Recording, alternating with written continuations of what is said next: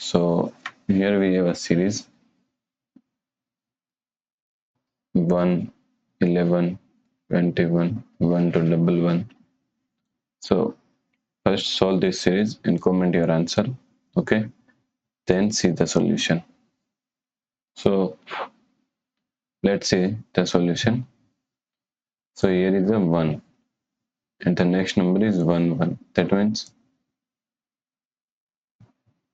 first number is 1. So here we have to write 1 times, that means how many times? So 1 time, so here we have to write 1 times. So what? So 1 time 1, so here we have to write another 1, that means 11. Okay, now this number, how many times 1? That means 2 times, so here we have to write 2. Again 2 times what? So 2 times 1, so here we have 1. Now in this number is depend on this. Okay, so how many times 2? So 1 times 2. Then how many times 1? So 1 times 1, so here 1 times 1, that means 1 to double 1.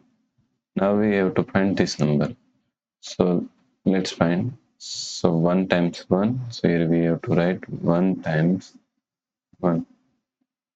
Then 1 times 2, so 1 times 2. Then 2 times 1, so 2 times 1.